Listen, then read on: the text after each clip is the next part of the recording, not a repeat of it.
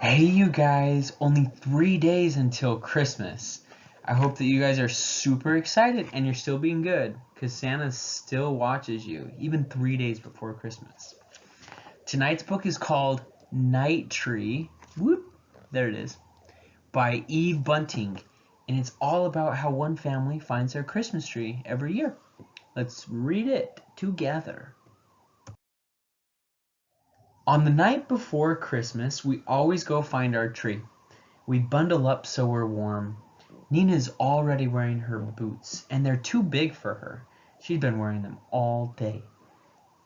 Dad sets our box in the back of the truck with the rest of his stuff, and the four of us squish into the front seat of the truck. We drive through the bright Christmas streets to where the dark and quiet begin. Nina is almost asleep in Mom's lap when we stop. Are we there? I ask. Yep, my dad says, and rolls down the window so we can smell the tree smell. Mmm, smells really good. There are oaks growing here and alders and maples that are bare now and white in the moonshine. The pines and the spruces and the firs are all green. This is called Luke's Forest, but Dad says it's not really a forest, just a nice forgotten place where our town ends. Dad goes first on the path between the trees, carrying our box and a big red lantern. Mom and Nina go next, holding hands. I come last with the blanket. It hasn't snowed yet, but it's so cold my breath hurts. The sky is spattered with stars, and the moon, big as a basketball, slides in and out of the treetops. Dad's lantern sweeps ahead. Oh, look, he whispers. We all stop. A deer is watching us. I see the brightness of its eyes. Then it turns and it's gone. Well, here's our tree, Dad says. It has been our tree forever and ever. We walk around it, touching it. It's grown since last year, I say. Mom puts her hand on my shoulder. So have you. So have I, Nina says. Nina hates to be left out.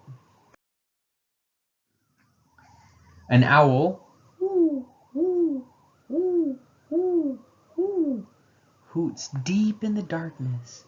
There are secrets all around us. Can I pull out the popcorn chain? Nina says. She hops up and down and right out of one of her boots. Mom helps her put it back on. Nina takes one end of the chain and I take the other, and we wind it around the tree. We brought apples and tangerines and strings on them, and we hang them from the branches. It's hard to hang string loops when you have gloves on, but it's way too cold to take them off.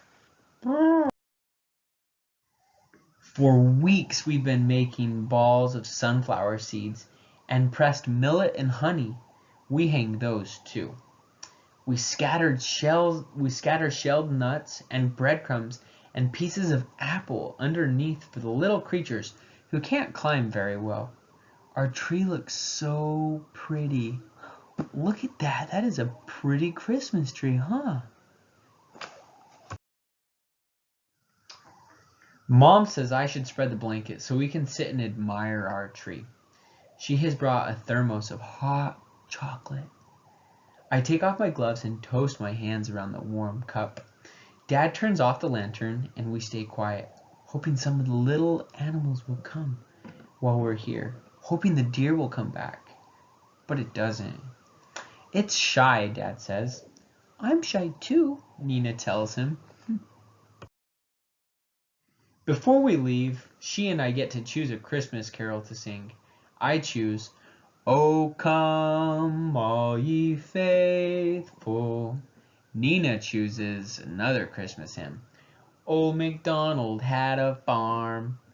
That's not a Christmas song, silly, I tell her, but Mom says it's fine, and a very nice song too. We sing fast because there are a lot of verses, and it's getting colder. After the last E-I-E-I-O. We gather up our things and head for the truck. I look back once. Our tree has folded itself into the darkness, but I think I can still see it. Stars caught in its branches and the moon swinging lopsided on its top.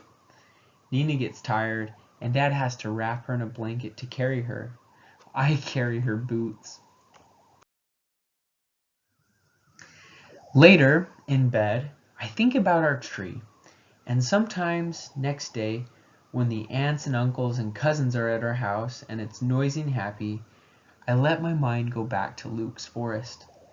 I think of the birds having Christmas dinner, and the squirrels and possums, and the raccoons, and even the skunks.